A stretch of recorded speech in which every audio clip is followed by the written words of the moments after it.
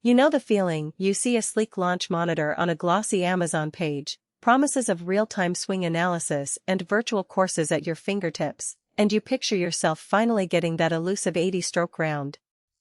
Then you get it home, set it up, and the data feels vague, the courses look cheap, and you're left wondering if you just bought a fancy paperweight.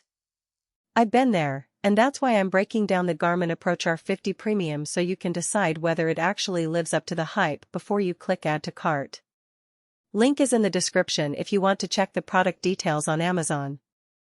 When it comes to golf tech, the market is crowded with everything from handheld swing trackers to full-blown indoor simulators that cost as much as a small car. The middle ground, portable launch monitors, has always been a bit of a gamble. Some units give you a rough ball speed number and call it a day, others try to be a mini simulation lab but end up requiring a dedicated room and a hefty budget. The Approach R50 tries to sit right in the sweet spot, a compact, battery-powered device you can toss on a range mat or in your garage, yet it still promises a premium experience with course play, impact video, and weather-adjusted carry calculations. What the R50 actually does is combine a radar sensor with a built-in barometer, so it captures ball speed, launch angle, spin, and then tweaks the carry distance based on the atmospheric pressure where you're playing. On top of that, it streams a high-speed video of each strike to the Garmin Golf app, letting you see whether the club face was square at impact. The app also offers a training mode that logs your stats over time, and a multiplayer virtual round where up to 4 friends can compete on a handful of popular courses. It's not a full-scale simulator with thousands of holes, but it does give you a taste of on-course decision-making without stepping foot on a green. Setting it up is almost as simple as turning on a Bluetooth speaker.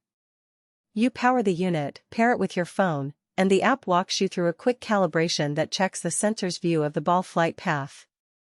I was pleasantly surprised that the calibration takes less than a minute and doesn't require you to tape anything to the club or stand in a specific spot. Once paired, you can mount the R50 on a standard golf mat or even a flat backyard surface, and you're ready to swing. The whole process feels like a modern fitness tracker rather than a piece of specialized golf hardware, which is a big plus if you're not a tech-savvy golfer. In everyday use, the R50 shines when you're hitting balls on a range. The radar picks up even modest club head speeds, so you can see meaningful data from a pitching wedge all the way to a driver. The impact video, recorded at 120 frames per second, is clear enough to spot a thin face or an early release without needing a professional camera. I used it during a 30-minute practice session to compare my driver swing before and after a quick lesson, and the numbers showed a consistent 2 miles per hour increase in ball speed and a tighter launch angle spread.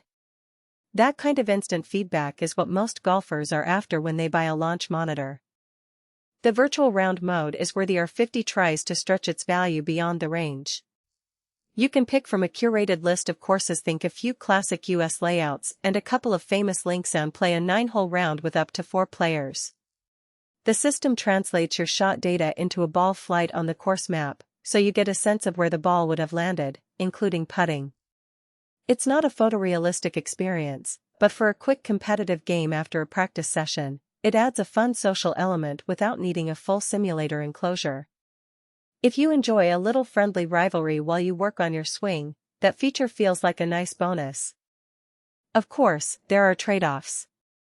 The course library is limited, and the graphics are functional rather than immersive, so if you were hoping to virtually walk a famous fairway in high definition, you'll be disappointed. Battery life is respectable, about 8 hours of continuous use, but the device does need to be recharged after a day of heavy practice, which can be inconvenient if you're using it at a public range with no power outlet. The radar's effective range tops out at around 150 yards, meaning it won't track a full-flight driver shot on an open field. You'll get a good estimate of launch data, but the carry distance will be calculated rather than measured. Lastly, because the unit sits on the ground, you need a flat, relatively even surface. Uneven turf or a bumpy garage floor can cause erratic readings. So who should consider the Approach R50? If you're a serious amateur who already spends time on the range, wants data that's more detailed than a basic swing speed readout, and likes the idea of tracking progress over weeks, the R50